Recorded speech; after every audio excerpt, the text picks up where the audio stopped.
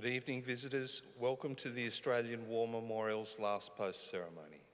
My name is Robert Adams, and joining us today from the Australian Army is Warrant Officer Class 1 Joanne Davey.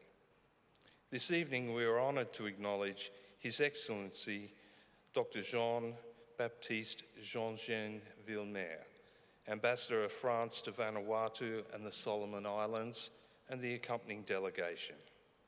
We also warmly welcome members of the Australian Department of Defence and the Royal Brunei Armed Forces. We also welcome the Friends of the Memorial delegation who are in attendance this evening. As always, we welcome the veterans who have served, those that are still serving, and the families that love and support them. The live stream of this ceremony is made possible by the Returned and Services League of Australia and the RSL and Services Clubs Association. We welcome members who are watching the broadcast of this ceremony across Australia. During this evening's ceremony, wreaths will be laid at the base of the pool of reflection by visitors to the memorial and students on behalf of Cleve Area School visiting from Cleve, South Australia. Australia's Federation Guard is the tri-service ceremonial unit of the Australian Defence Force. They provide a ceremonial presence at civil and military events and during visits to Australia by foreign dignitaries. The Guard will now dismount the catafalque party from the tomb of the unknown Australian soldier.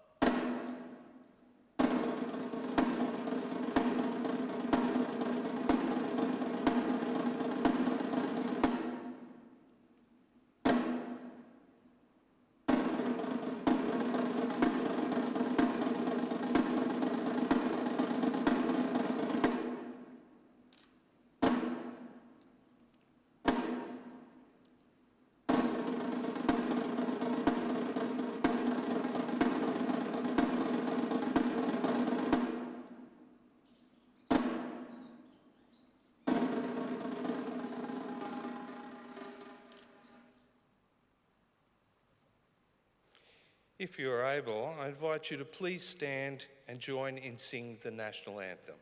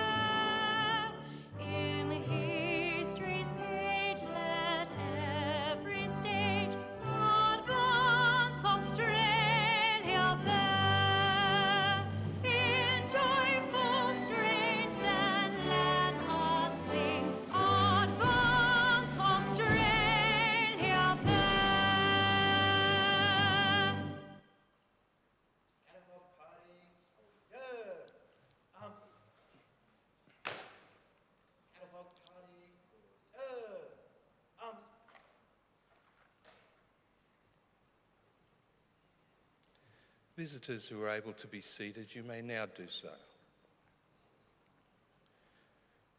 The Australian War Memorial was the vision of Charles Bean, Australia's First World War official historian. Bean landed with the Australian troops on Gallipoli and stayed with them at the front through till the end of the war. The idea of this national memorial and museum came to him at Pozières, France, in the depths of the bloody fighting of 1916. Bean's idea was that this would be a place where friends and families could mourn loved ones buried in faraway places. It would also be a place that could help all Australians understand what these men and women had endured and what they had done for us. Bean's vision, to which we remain true, is best expressed as inscribed in the entrance to the memorial's galleries. Here is their spirit, in the heart of the land they loved, and here we guard the record which they themselves made.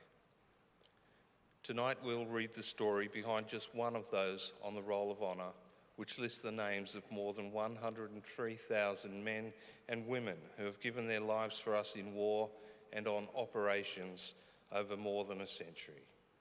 But first we present a lament, Flowers of the Forest. Wreaths or floral tributes will now be laid at the base of the pool of reflection.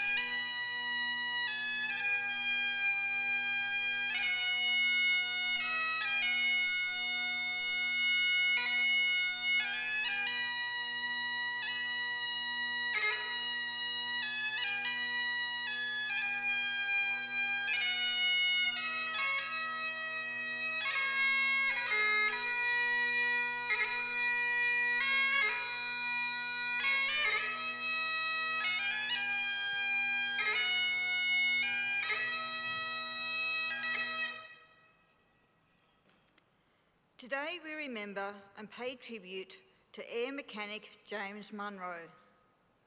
James was born around January 1892 in Sydney to George and Sarah Munro. Little else is known of his early life. By the early 1910s, James was living on Punt Road in South Yarra, Melbourne, was working as a chauffeur and motor mechanic, and was married to a woman named Veronica. The pair likely had one child, born shortly before the outbreak of the war. James joined the Australian Imperial Force on the 7th of July 1915, volunteering for the first reinforcements of the Australian Flying Unit in the rank of air mechanic. He spent only a month training in Melbourne before departing Australia in HMAT RMS Persia on the 10th of August 1915. After a brief stop in India, James arrived in Basra, Iraq, with 12 other air mechanics under Sergeant George McAnulty in September 1915. He was taken on strength of the Mesopotamian half-flight on the 18th of September. In February 1915, the Viceroy of India had requested Australian pilots, mechanics, aircraft and equipment to assist in fighting the Ottomans in Mesopotamia. The Australian government offered 4 pilots, about 20 mechanics, 2 motor vehicles and tools. This was about half the strength of a standard Royal Flying flight and was thus dubbed a half-flight.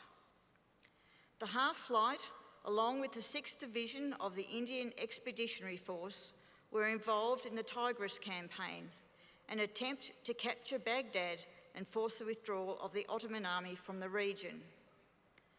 Pilots were expected to undertake daily reconnaissance flights in largely unsuitable and damaged aircraft, while the air mechanics were required to make constant repairs and upgrades. The early months of the campaign were marked by the division's quick advance from Basra to Azizia, approximately 80 kilometres south of Baghdad, by the beginning of October 1915.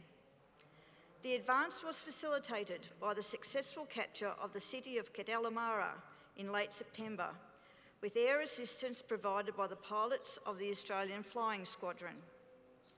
Following the capture of Kut El Amara by the British, the Ottoman forces withdrew to the ruins of the ancient city of Ctesiphon, 35 kilometres south of Baghdad.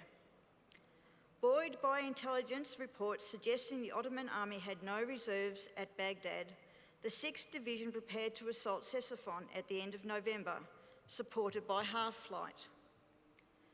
The British attack on Ctesiphon began at dawn on the 22nd of November 1915. The first day was successful, with the 6th Division capturing the 1st and 2nd Ottoman lines around the ruins. However, the Ottoman army responded with fierce counterattacks, supported by fresh reinforcements from Baghdad. By the beginning of December, the 6th Division and half-flight were forced to retreat back to Kut El Amara, where they were surrounded by enemy soldiers. With 11,600 men trapped inside the city with no way of escaping, a siege began. 9 Australian air mechanics were trapped in Kut El Amara when the siege began, including James Munro. Over the next few months, the members of half-flight who had managed to avoid being trapped established a base at Al Ghabi and airdropped food, medical supplies, spare parts, money and a millstone to the trapped division at Kut El Amara. In the city, the Australian air mechanics worked incessantly, operating the mills, grinding the wheat and barley supplied by half-flight, and making repairs where possible to the equipment in the city. Despite the gallant efforts of the members of half-flight, who delivered over 8.5 tonnes of supplies between December 1915 and April 1916, the situation of the men trapped at Kut El Amara continued to worsen. On the 29th of April 1916, the emaciated garrison was forced to surrender to the Ottoman army.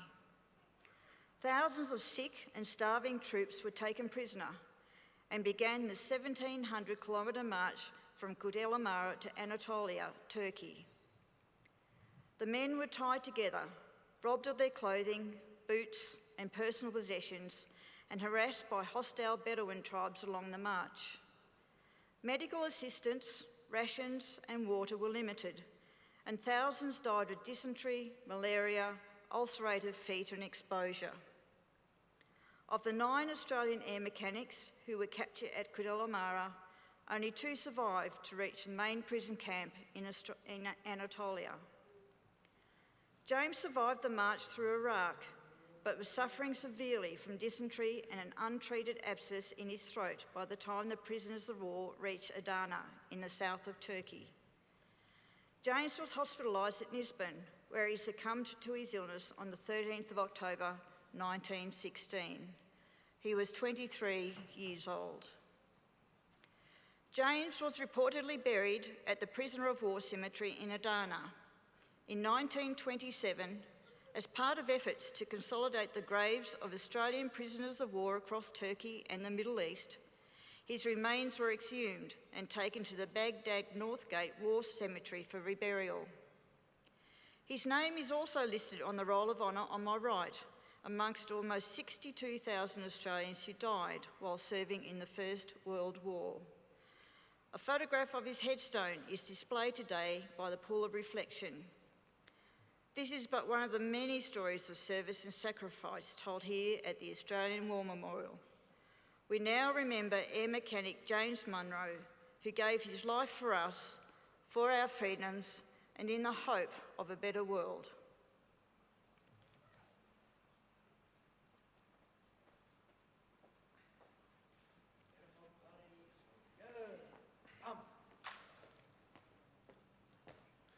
Please stand for the reading of the ode and the sounding of the last post.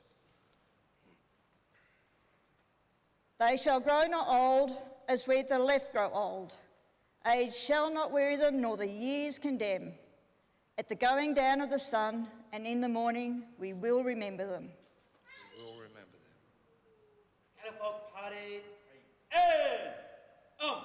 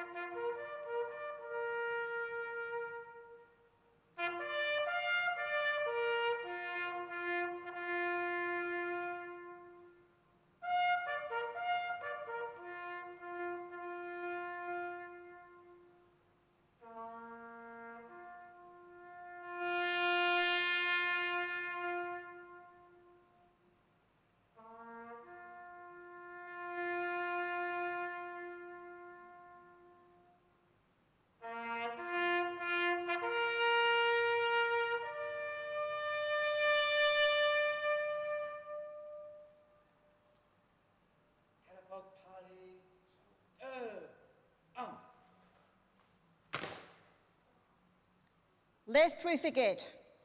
Lest we forget.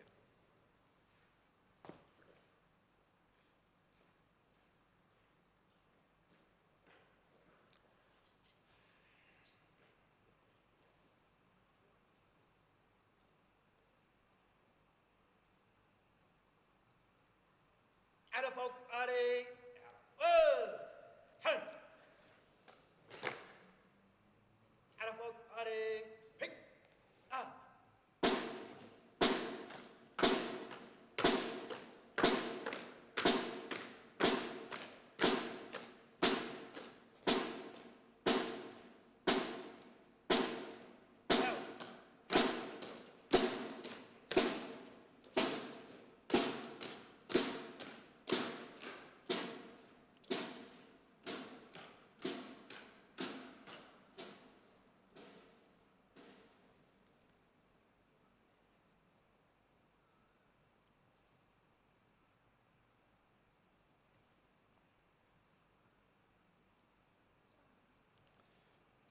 We leave you this evening with the words of the memorial's founder, Charles Bean.